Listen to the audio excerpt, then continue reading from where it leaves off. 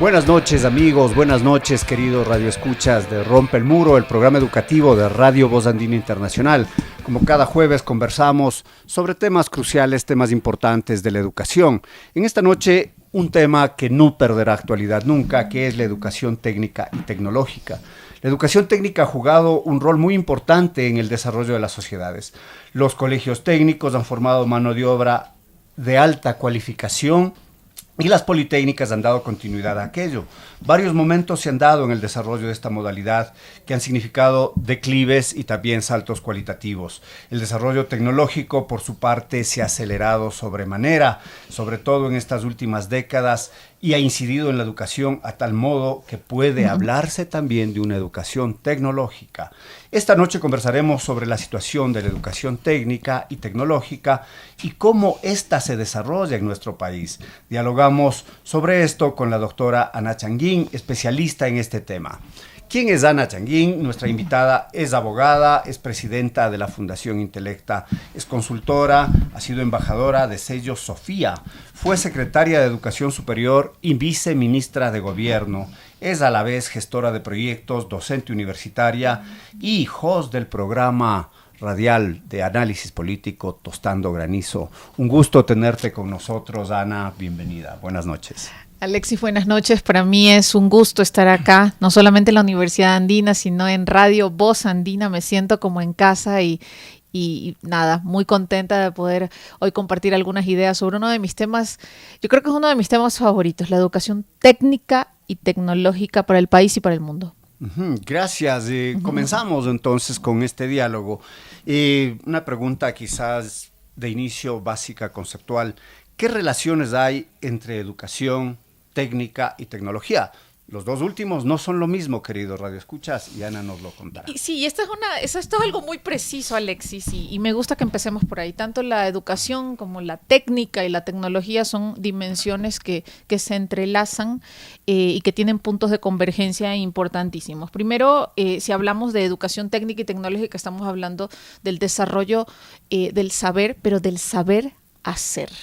Y creo que tal vez por ahí iniciar. En ese sentido, si hablamos de cómo perfeccionar o cómo adquirir estos conocimientos en técnica y tecnología, estamos hablando de cómo el ser humano puede adquirir competencias, cualificarse en ciertas destrezas más operativas, tecnológicas, prácticas, y esta diferencia que justamente, Alexis, tú has mencionado es fundamental, que muchas veces se la tiende a confundir entre lo técnico y lo tecnológico, pero que sí hay sutiles diferencias que vale la pena compartirlas ahora con quienes nos están siguiendo, porque nos dan y nos ayudan a dimensionar todo lo que puede abarcar la educación técnica y tecnológica. Si hablamos de la técnica, generalmente hablamos del desarrollo de algo más práctico, de un oficio, de perfeccionar del conocimiento de ese oficio. Si hablamos de tecnología, y un poco si vamos inclusive a lo que normalmente significa este vocablo, se habla de desarrollar conocimiento y está más vinculado con un conocimiento de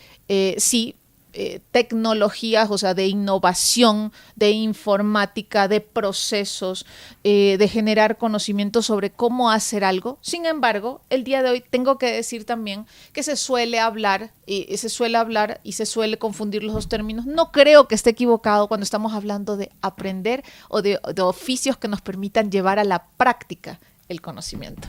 Llevar a la práctica el conocimiento, la técnica más bien vinculada a herramientas, más bien a herramientas y el saber utilizar estas herramientas, ¿no? Y la tecnología como estos avances.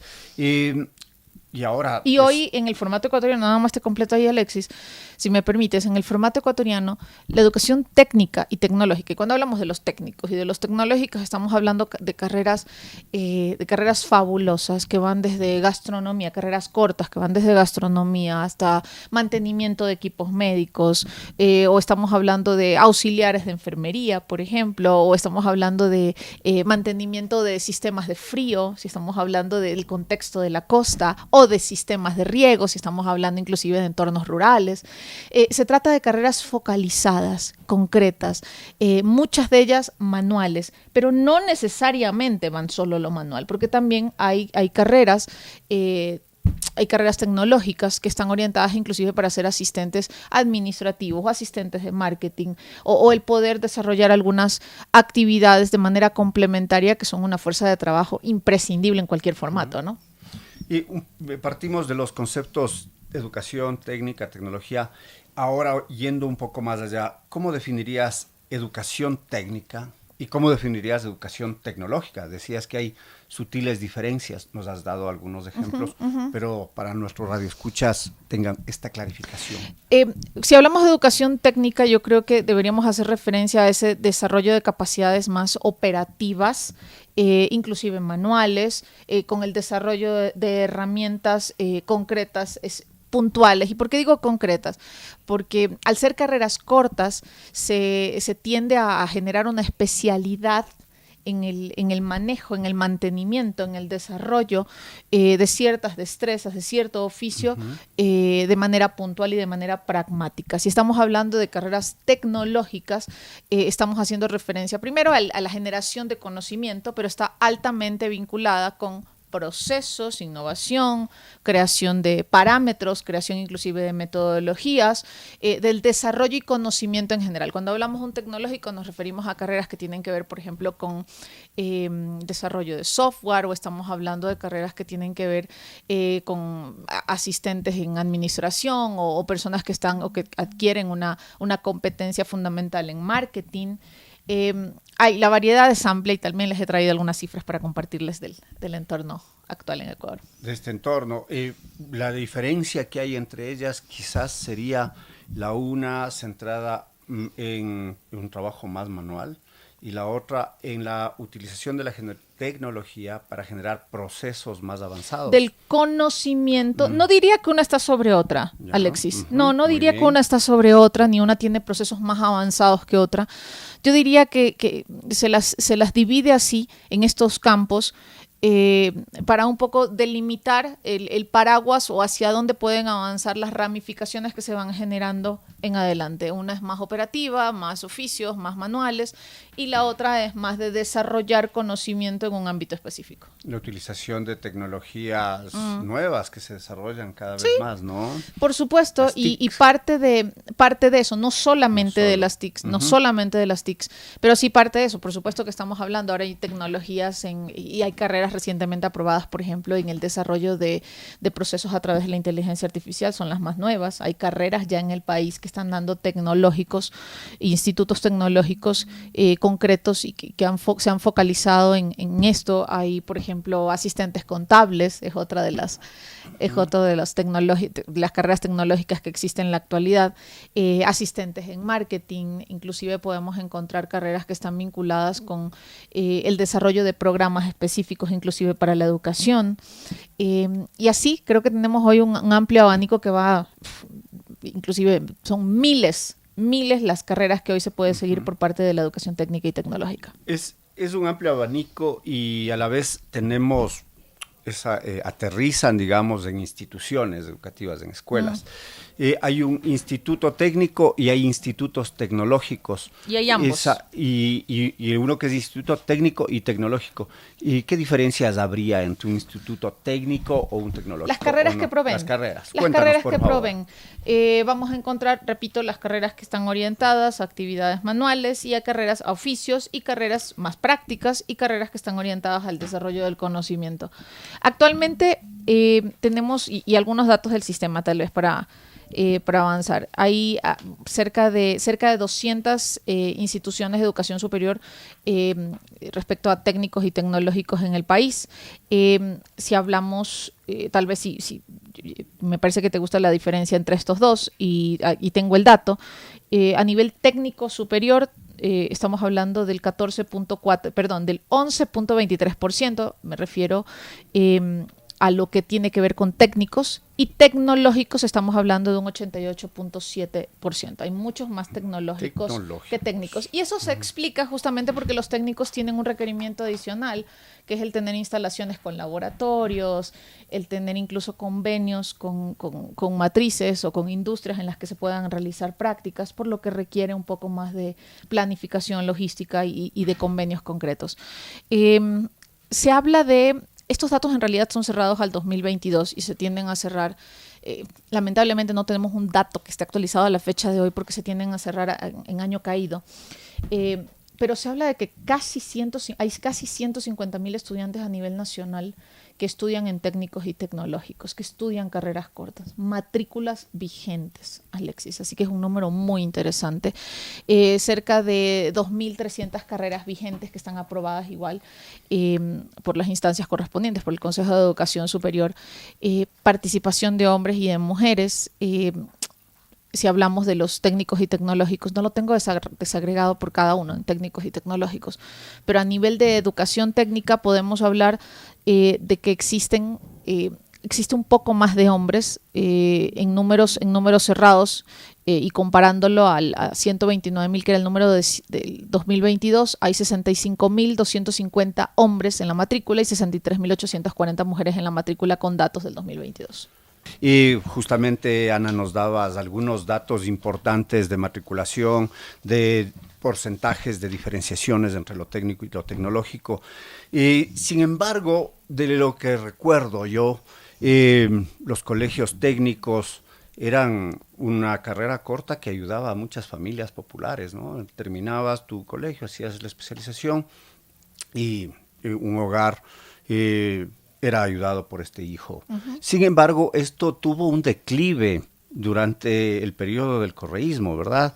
Y eso significó como se diría, una desconceptualización, si cabe el término, un menosprecio, si también lo cabe, y esta situación varió. ¿Cuál es la situación de la educación técnica en el país actualmente? Luego hablaríamos de la tecnológica, quizás.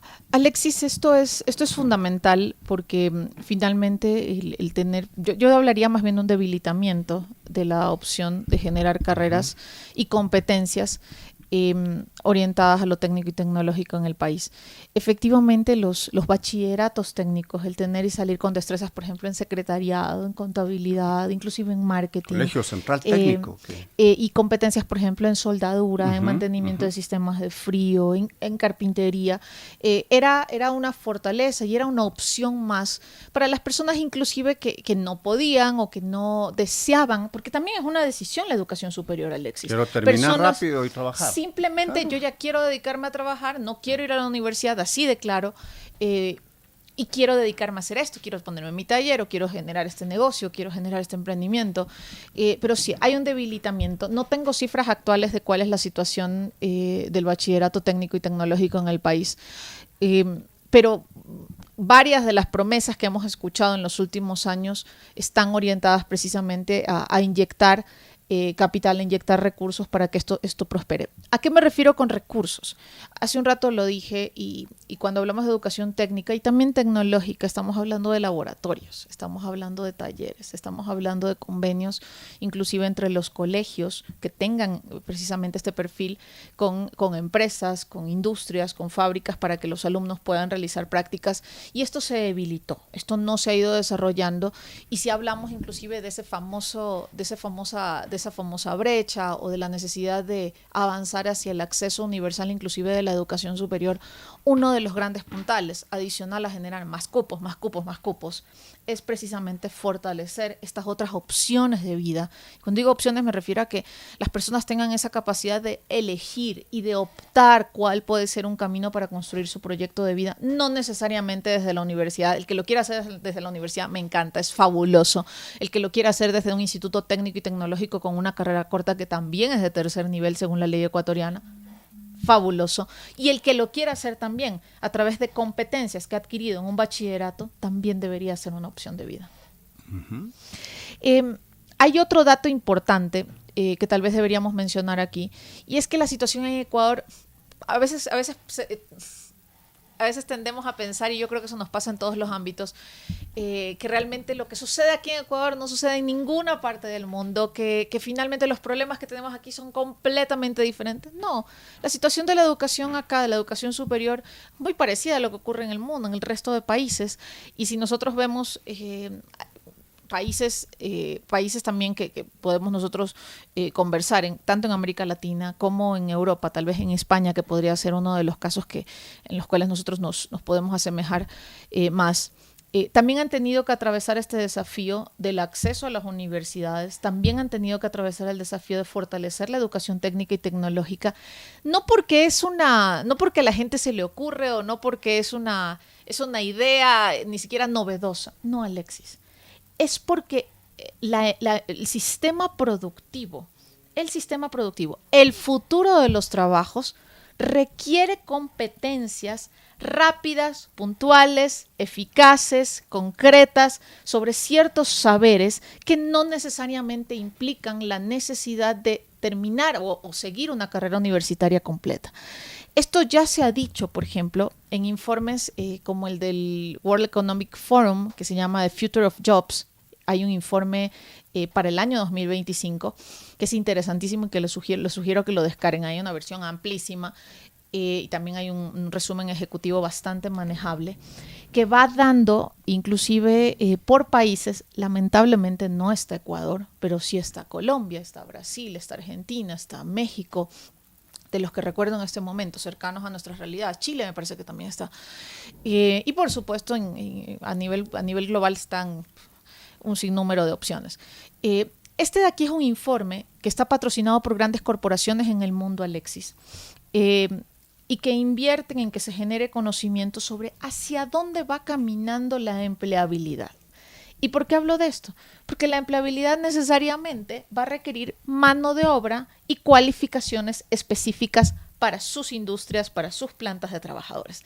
La pregunta es, ¿las universidades ecuatorianas o los institutos superiores, técnicos y tecnológicos ecuatorianos, están formando los profesionales que necesita la industria ecuatoriana del mañana de cara a los próximos 5 años? ¿Hay un ensamblaje o hay una sinergia entre el sector productivo con la academia? Las universidades están sintonizados sobre hacia dónde están avanzando los requerimientos de empleabilidad en los próximos 5 años. Recordemos que ya en 5 años estamos en el famoso 2030. Y este informe al que yo que estoy extrayendo algunos datos, está orientado precisamente a cuál es ese mundo o cuál es ese sistema de empleabilidad 2030 y cuáles son las carreras que se necesitan de cara a los próximos 5 años.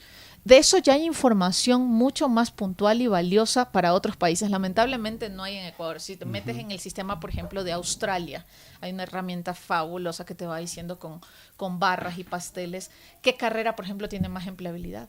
Entonces los chicos, o no solamente chicos, cualquier persona que decide estudiar o elige una carrera universitaria o una carrera técnica y tecnológica y, por ejemplo, escoge, por dar un ejemplo, enfermería.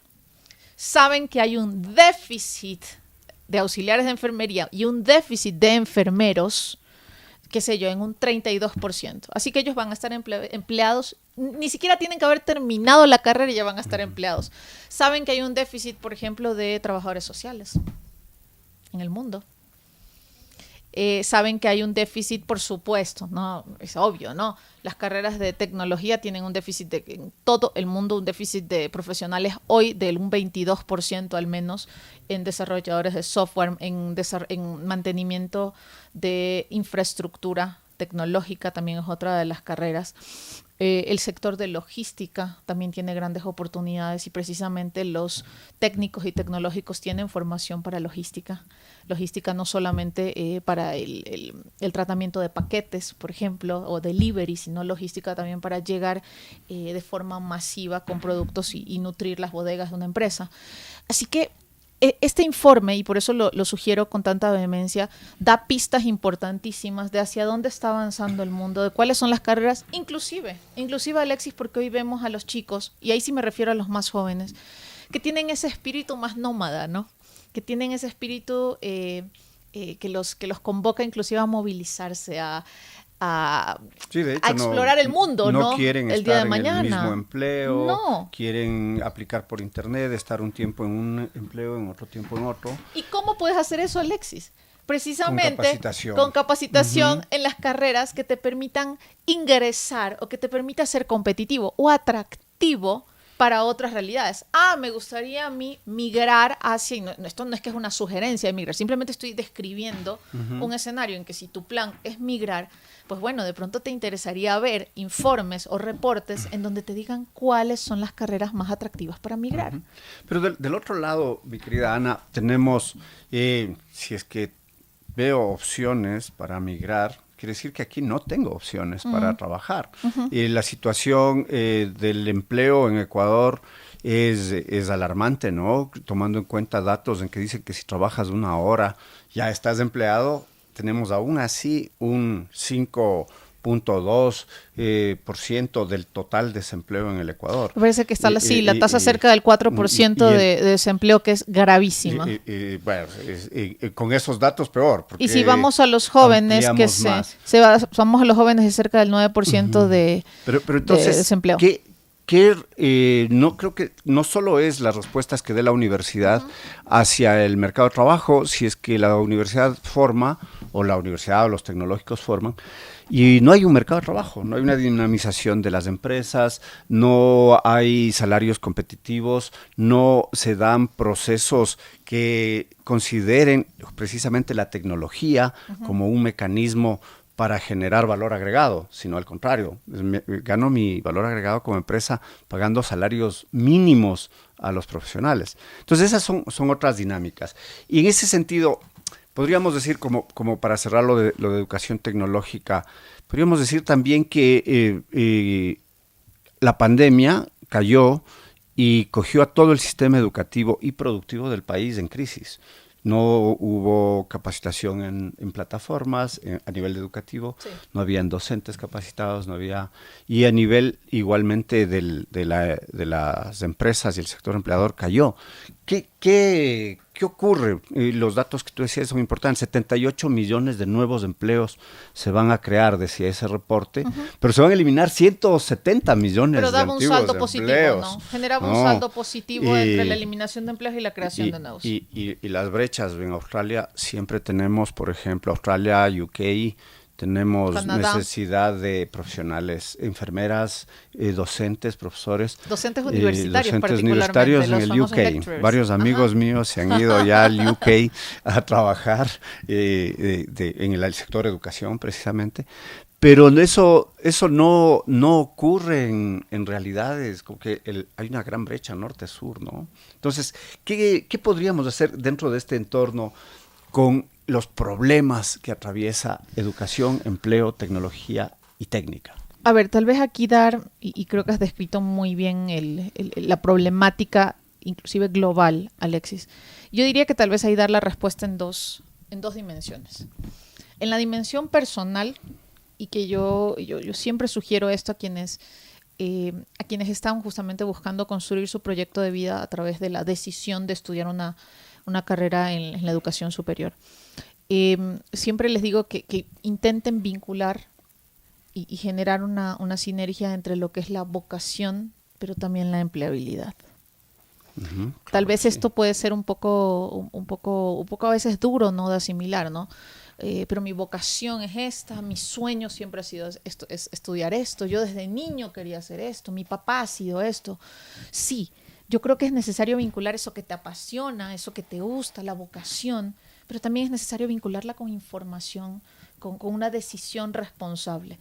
Y eso es un poco lo que nos ha faltado en Ecuador. Hemos tomado decisiones a ciegas. Y esto lo he dicho en algunos momentos y ha generado debate, y me gusta que genere debate. Sí, yo creo que las personas o los aspirantes a la educación superior han tomado decisiones a ciegas, porque no han podido saber qué carreras se potencian o se perfilan con mayor empleabilidad, o qué carreras inclusive, Alexis, no tienen empleabilidad. Así de claro.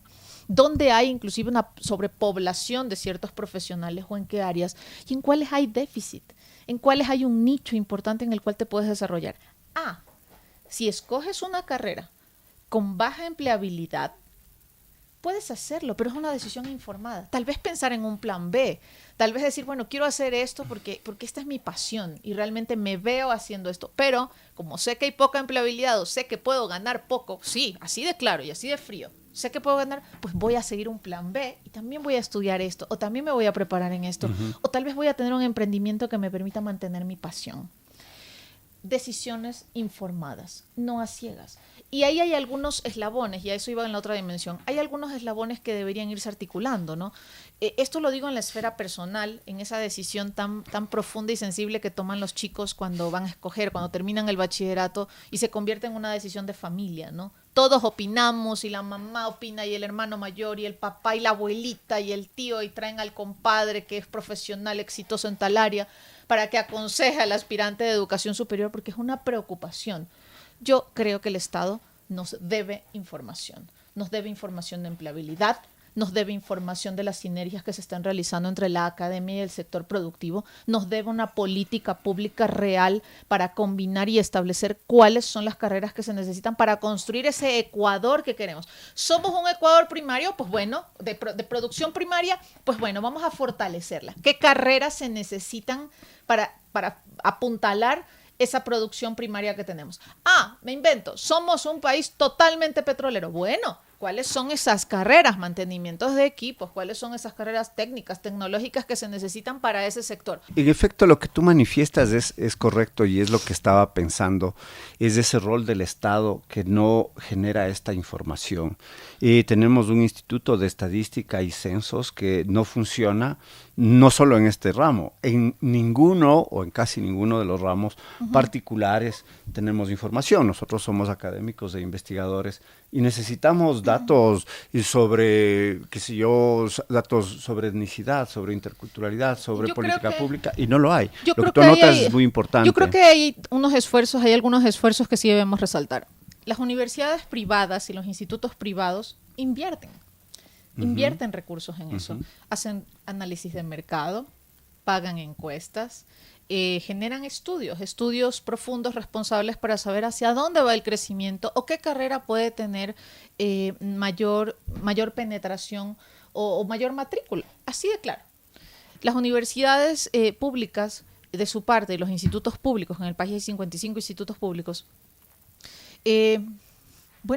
ellos hacen lo mejor posible con los recursos que tienen. Claro, los institutos, pero el gobierno central es el encargado, sí, ¿no? Pero voy primero a lo que realiza la administración de las universidades, la academia. Ellos hacen con los recursos lo que mejor pueden y con gran visión. Debo decirlo que con muchísima visión. Nosotros tenemos un sistema fuerte de universidades en el país. Pero ¿cuál es la política que debe ir desde el gobierno? Así es. Transparentar información, generar una sola proyección de datos que permita tomar decisiones informadas. Y repito, que yo quiero seguir esto, bueno, estoy viendo que la empleabilidad está subiendo o ya está bajando, inclusive poder combinar y que el aspirante a la educación superior, si esa es su decisión, pueda mirar hacia dónde irse. ¿Qué dice también, y por eso traje estos datos, qué dice también este informe que es The Future of Jobs? Habla primero que el sector empresarial admite 3 desafíos. Primero habla de que van a tener ellos que hacer una inversión importantísima en actualizar conocimiento para su personal y su planta de trabajadores. Admiten que sus trabajadores van a quedar sin las competencias o desactualizados, por lo cual hay una gran oportunidad para la educación continua, para las microcertificaciones que realizan las universidades y poder enlazarse, enchufarse con estas necesidades que va a tener el sector productivo y empresarial que admite que debe formar a sus trabajadores. También se necesita que desde la política pública, y yo sé que estos son temas mayores, se piense un poco, se repiense tal vez es la palabra, en el sistema de contrataciones o en el sistema laboral. No me refiero a la precarización del sistema laboral, no, pero sí me refiero a generar alternativas que permitan de cara a todas estas actualizaciones que no dependen ni de mí ni de ti. Se están dando simplemente en función de la modernidad que vivimos, de la globalización, de las tecnologías de la información, de la movilidad que tienen los profesionales el día de hoy, y que necesitan precisamente tener inclusive esa flexibilidad laboral que hoy en día no existe. ¿Cómo? No tengo las respuestas. Quisiera tenerlas todas ahora mismo. Si me lo encargan, sí lo puedo desarrollar. pero no, ahora mismo no las tengo, pero definitivamente las hay que buscarlas, hay que sentarnos todos juntos, academia, inclusive estudiantes, tomadores de decisión, asambleístas, porque una política pública termina finalmente ajustándose en una ley, ejecutivo, y ver cuál puede ser esa salida. ¿Cuál puede ser esa política pública global de empleabilidad del sector educativo también? De cuáles son estas opciones de contratación que se pueden dar de cara a los desafíos que presenta el sistema en adelante. Actualizaciones, por ejemplo, en inteligencia artificial, que es lo que tanto se menciona el día de hoy. Sí, se lo reconoce en el informe El futuro de los trabajos. Y se dice, por ejemplo, que la inteligencia artificial va a quitar empleos. No es tanto esto, y yo creo que tú has dado una cifra importante, que son los trabajos que van a desaparecer, pero también los trabajos que se van a crear. Y lo que se dice, ahí sí la predicción un poco que se hace, es que el mundo se va a dividir entre los profesionales que usan la inteligencia artificial y los que no la usan. Así que en ese sentido, inclusive los empresarios tienen una gran responsabilidad, no solo con sus empresas, con las ciudades y con el mundo, y de procurar esa actualización. Y un dato adicional, el sector público tiene una nueva brecha, se crea una nueva brecha de conocimiento de inteligencia artificial, que es entre las personas que trabajan en el sector público y el sector privado. Las personas del sector privado tienen mayor acceso a capacitación en términos de inteligencia artificial. Nuevas brechas, acceso, uso de la inteligencia artificial, más hombres utilizan la inteligencia artificial que mujeres, y más capacitación están recibiendo sector privado sobre inteligencia artificial versus sector público. Importantes datos que vamos a seguir desarrollando dentro de contextos, dentro de narrativas, por cuanto el puro dato en sí queda un poco aislado. Justamente mencionabas temas globales importantes, temas de empleabilidad, temas de capacitación, inteligencia artificial, ese gran paradigma que aparece desde hace poco y que crece, ¿no? Y que aún es un mundo inexplorado. Pero, sin embargo, ¿tú crees que esas dimensiones van a mantenerse como universales, o siempre tendremos déficit los que se llaman el sur global, los que nos llamamos el sur global? Porque los estudios, los procesos, los desarrollos, las grandes multinacionales, pues generan en el norte, mientras que el sur estamos decayendo. ¿Cómo ves tú? Definitivamente hay brechas importantísimas que se están ampliando, algunas, y otras nuevas que se están creando.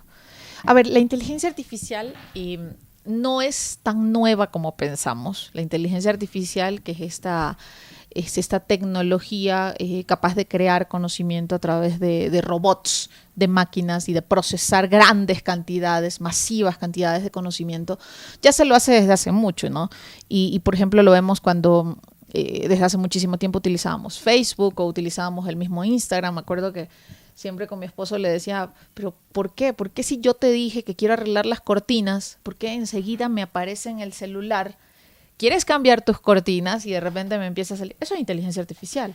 Eso ya es inteligencia artificial. Por supuesto, tuvo un boom este término con la presentación que se hizo del ChatGPT, y por supuesto hay algunas otras herramientas que se están utilizando. Así que esto no es que es tan nuevo como a veces lo queremos pensar. Recién apareció la inteligencia artificial.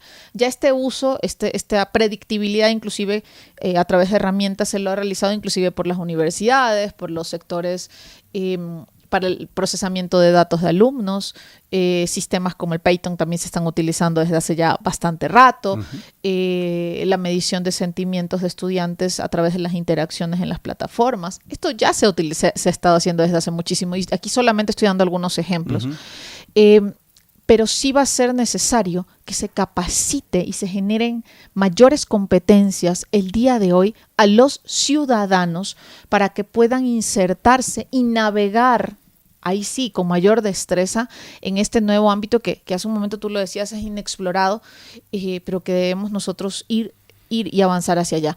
Las universidades, primero, sector público, y me refiero a tomadores de decisión, legisladores, tienen que procurar introducir alternativas para que la población se capacite y estas brechas no se hagan más grandes. Pero esos procesos educativos nos dice son necesarios, ¿no? El sector público, pero constantemente los gobiernos, o el gobierno actual y el anterior, nos dicen no tenemos plata. no podemos desarrollar. Y entonces, ¿qué hacemos? Recordemos que en el sector público Por supuesto. va el grueso de la población, el sector privado van Sí. quienes pueden pagarlo, ¿no? ¿Qué ocurre? ¿Qué hacemos? ¿Qué se debe hacer? Bueno, no creo que la afirmación es simplemente no hay plata. Hay un presupuesto importantísimo que se divide en las universidades, ¿no? Si te refieres a eso, hay un presupuesto que se divide para todas las universidades, son más de 1.000 millones que se han distribuido para las universidades, las públicas y también las cofinanciadas, las que reciben fondos para otro tipo de programas, inclusive para la generación de becas. No es simplemente que no hay dinero, hay presupuestos que se están utilizando. Eso dice el gobierno siempre. No tenemos Hay dinero, presupuestos. recortamos a la educación superior, vamos a hacer otro recorte importante para salud. Sí, puede ser eso parte del discurso, pero en los últimos años no se ha recortado el presupuesto para la educación superior. Y no se lo ha recortado porque no es posible, Alexis. ¿Por qué no es posible? Porque el presupuesto para educación viene de una fórmula matemática y de una asignación constitucional que no se la puede, y en términos duros, no se la puede manosear. Es una asignación... No.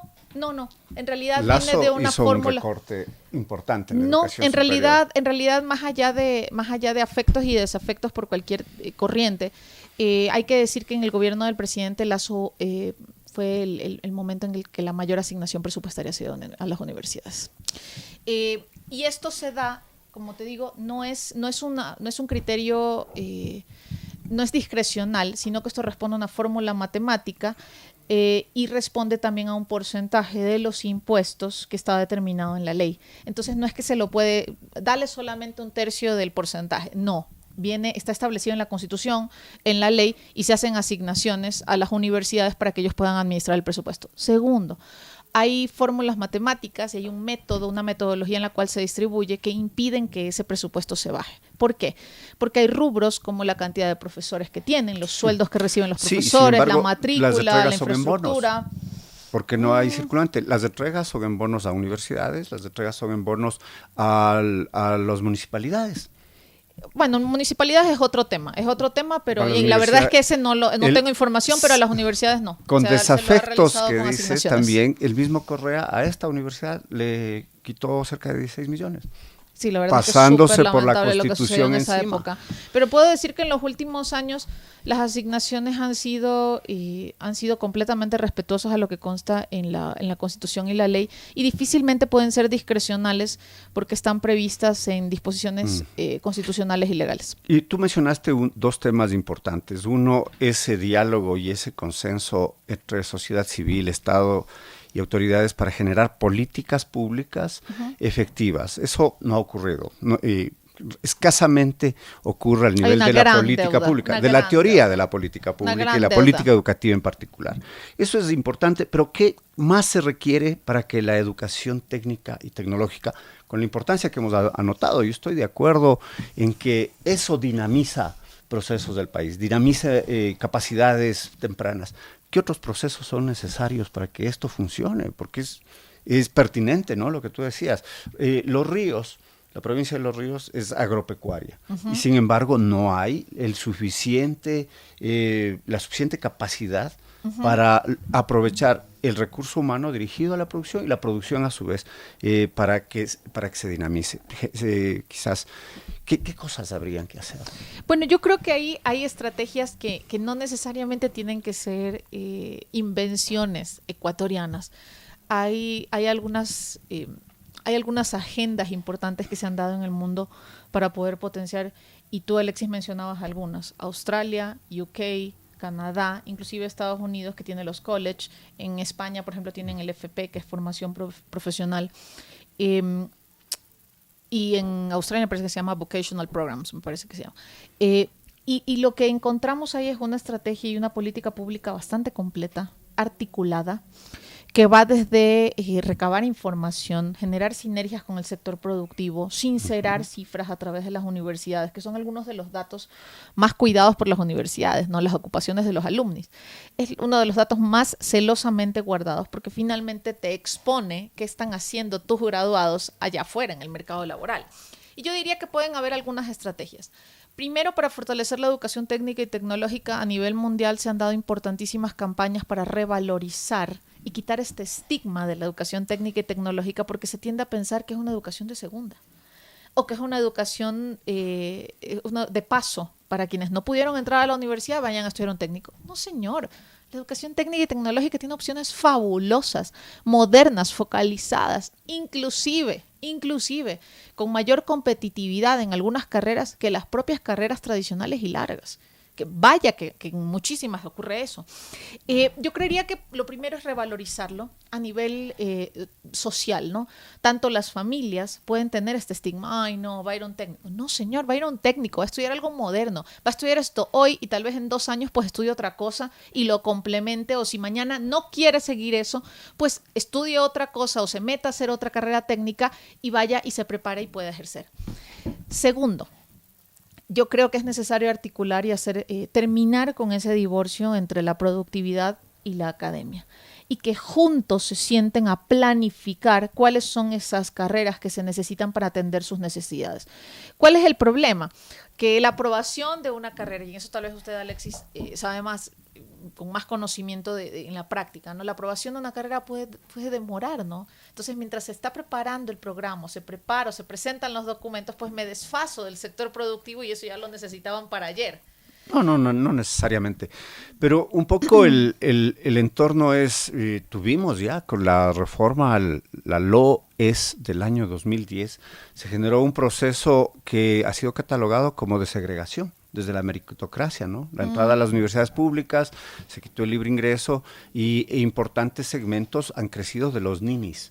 No trabajan ni estudian. Segmentos que no pudieron ingresar a la universidad pública, no pueden ingresar a la universidad privada, o también cuestionamientos que se daban de que, bueno, quise estudiar medicina, el cupo no me permitió y te dicen, anda, estudia tecnología médica en la Universidad de Milagro, por poner un ejemplo.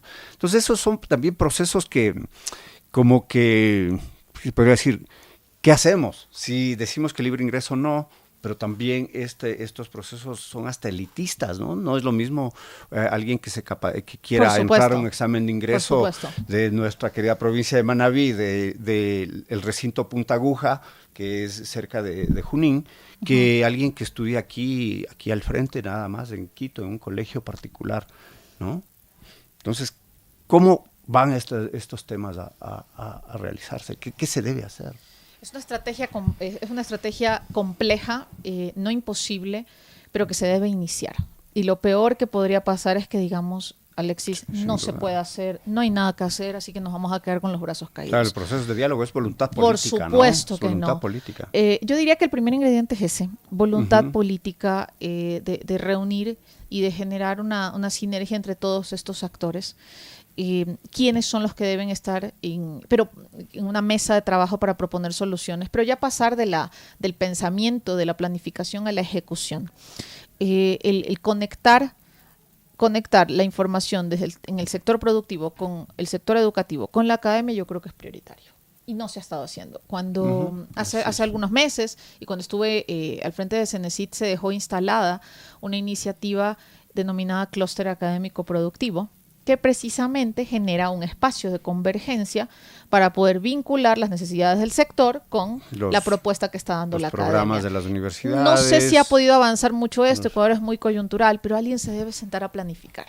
Dar continuidad, ¿no? A procesos como aquel. Creo que eso debe retomarse para poder avanzar en esa necesaria planificación sobre el país que queremos hacer. Queremos hacer un país con fortalezas en esto, con fortalezas en lo de acá. Hay potencial en esto, hay oportunidades acá. Inclusive, no hay oportunidades en esto. Y hacer un sinceramiento, ¿no? No hay oportunidades en esto. Este sector no va a crecer o no va a despuntar. Vamos a concentrarnos en lo de acá. Y ocurre también, Alexis, que hay carreras en las universidades que simplemente no llenan la matrícula. Y que son carreras que se abren y que no se completan. Hay carreras que se han cerrado en algunas universidades. ¿Y cuál es la respuesta a eso? ¿Se planificó bien? Sí, más allá de eso, se planificó bien, se propuso el programa con pertinencia, con contexto, se hizo un correcto análisis del entorno del mercado, o fue una sorpresa que no hubo demanda. Entonces hay algunos elementos que no se puede dejar afuera. Yo creo que puede ser un poco de todo.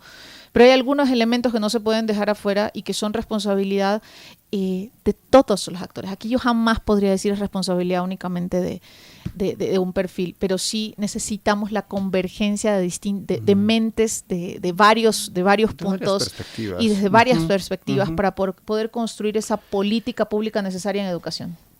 Seguro que sí, como quizás estamos atravesando una coyuntura.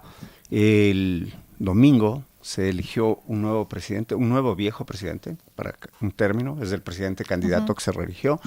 Es decir, él tiene la oportunidad de continuar su política pública, su ejecución de política pública, de inversión pública en general, o no. Pero ayer el Instituto de Investigaciones Económicas de la Católica dice que tenemos 2% de decrecimiento, menos 2% de decrecimiento económico como país. Es decir, que el panorama no es muy halagador. ¿Qué debería hacer este gobierno? ¿Debería seguir como ha venido en el año que termina? ¿O debería dar giros para potenciar esta relación universidad-empresa, para potenciar empleabilidad y para potenciar en general todos los procesos de esta importante educación técnica y tecnológica? A ver, ahí sí pasándonos un poco al análisis político innecesario para poder... sí, es decisión, completamente al final, como necesario. decíamos. Yo creo que la población, de forma mayoritaria, el día domingo, el 13 de abril, decidió y optó por la continuidad de la gestión del presidente Daniel Noboa. ¿Crees o optó por la no llegada de Luisa? Hay Muchos algunos estudios componentes, dicen sí, aquello, hay eso, algunos componentes, pero ¿te parece a ti que es mayoritaria la no llegada de Luisa versus correcto, la continuidad? Correcto, No, me parece, discrepo. por cuanto ha habido indicadores nefastos, pues, a nivel de empleo, a nivel de crecimiento, a nivel de inversión pública, a nivel de relaciones exteriores, a nivel de violencia y de seguridad. No, podríamos hacer varias lecturas o distintos cortes, yo soy muy respetuosa de eso, pero yo creo que el saldo final es que la población optó por la continuidad de la gestión del presidente Daniel Noboa y votó por esa opción en una papeleta en donde habían 2 perfiles, 2 candidatos y con la posibilidad inclusive de anular, y el voto nulo no subió demasiado, ¿no? No subió demasiado. Creo que bajó. Ajá. Y esto sí es algo atípico en las segundas vueltas en donde tiende a crecer un poco el voto nulo. Yo creo que optó por la continuidad de la gestión del presidente Daniel Noboa. Eso no significa que el presidente no tenga que hacer un replanteamiento de algunas cosas es un poco la pregunta. para poder ¿Qué debería avanzar. hacer? Y replanteamiento que tiene que darse sin periodo de gracia, porque normalmente Correcto. hay un periodo de gracia o unos 100 días de luna de miel, Sí. ¿no? En la que se dice hay que darle chance, hay que esperar, se tiene que adecuar. Ahora no, porque la gente lo percibe como continuidad. ¿Qué debería hacer o qué ha hecho? Que tú dices que se ha hecho, que hay continuidad. ¿Qué es lo que ha hecho y qué debería continuar? No, más bien cuando digo continuidad me refiero a que fue la propuesta que hizo el presidente, o sea, el candidato presidente en ese momento, en el que decía necesito más tiempo para poder llevar a cabo la política pública y continuar lo que se está haciendo. Yo revisé el plan de gobierno y lo revisé en todos los ejes, y particularmente en el tema de educación se habla de un poco, voy a mencionar lo que está dentro de las promesas de campaña, ¿no? En el plan de gobierno consta lo del fortalecimiento del bachillerato técnico, que es una necesidad. De hace año y medio. Consta también lo de no la continuación de la asignación de programas de becas. En ese tema del programa de becas me gustaría saber en qué sectores se están dando becas. Una si para la candidata Luisa González, le decía en ¿Cuál? el debate. Dijeron, le vamos a dar una beca que aprende economía. Entonces ya hay una al menos. Eso no me gustó mucho, porque en realidad en realidad yo soy bastante técnica en eso. Y primero una beca no es una dádiva. Sí. Pero, o sea, volviendo un poco y siempre digo, una beca no es un plasma, no es un televisor que dicen, estoy regalando plasmas, ahí nos vamos a formar tú y yo, pues claro. Alexis, y vamos a recibir el plasma. Si ya tengamos uno en la casa, nos formamos. Pero una beca es un compromiso de estudio, una beca es la construcción de un proyecto de vida. Y además, señores, las becas en el país de tercer nivel únicamente se dan a personas que no tengan estudios de tercer nivel.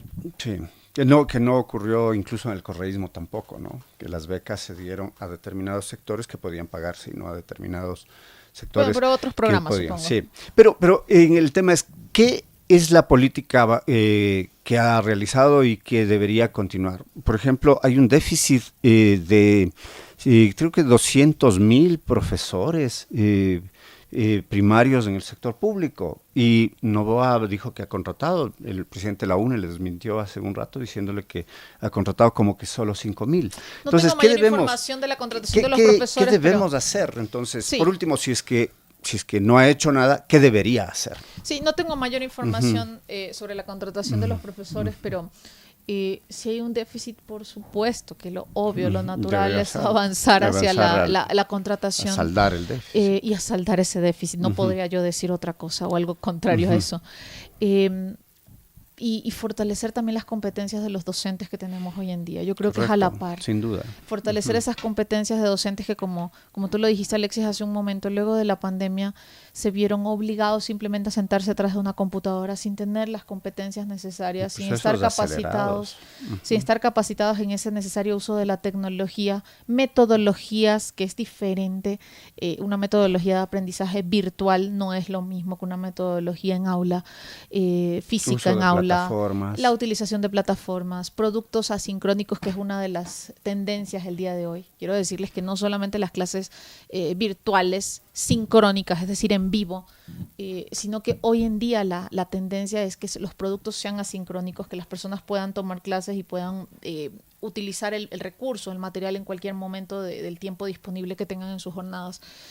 Cómo grabar estos productos, qué tan largos, qué extensión deben tener estos productos, son algunas de las cosas que se aprenden, de estos insumos, que se aprende en la también. Metodología, abaratando también, por supuesto que sí, abaratando también y democratizando el acceso, ¿no? Que definitivamente el crear plataformas nos permite aumentar la matrícula y democratizar el acceso a la educación. Potenciar los colegios técnicos que quedaron en desmedro, lo que tú decías, valorar, revalorizar conscientemente la educación técnica, ¿no? Correcto.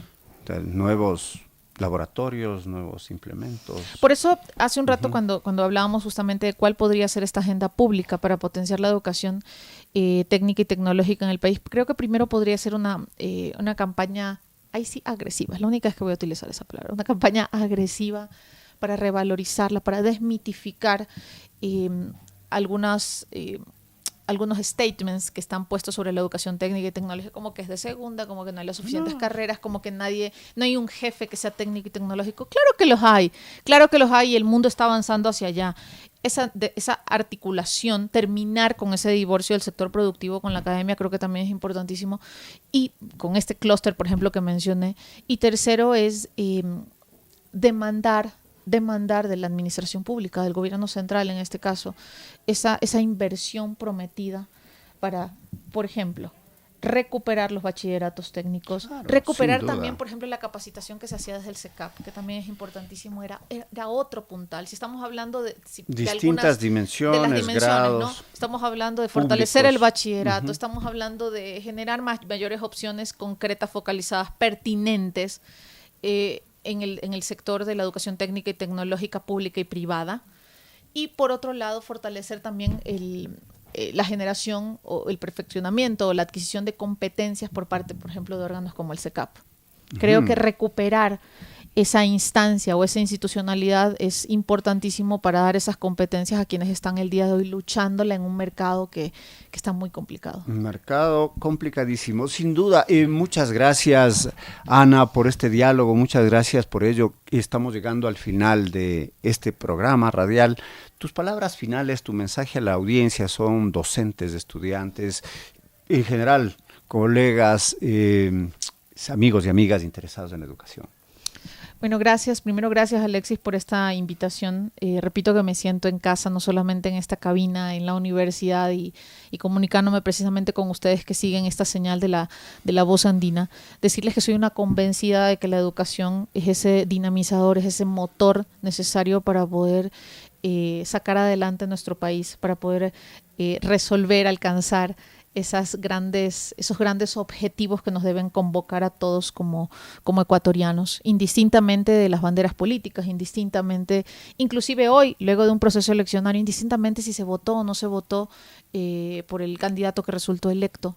todos los ecuatorianos, 18 millones de ecuatorianos, hoy necesitamos mayores opciones y creo que la educación es una de esas grandes alternativas y grandes recursos que nos va a permitir a nosotros insertarnos en este mundo tan competitivo que requiere competencias actualizadas, que requiere decisiones firmes, que requiere también de esa creatividad de todos los ciudadanos para poder insertarnos de manera eficiente en las demandas de este mundo globalizado. Sin duda, una realidad que necesita mirarse desde varias aristas.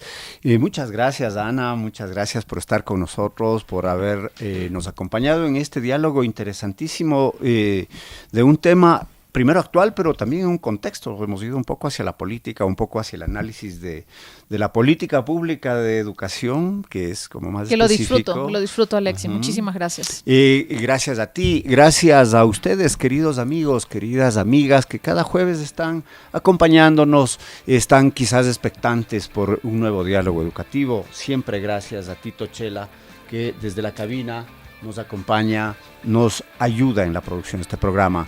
Soy Alexis Oviedo, nos vemos el siguiente jueves. Salud y alegría para todos. Buenas noches.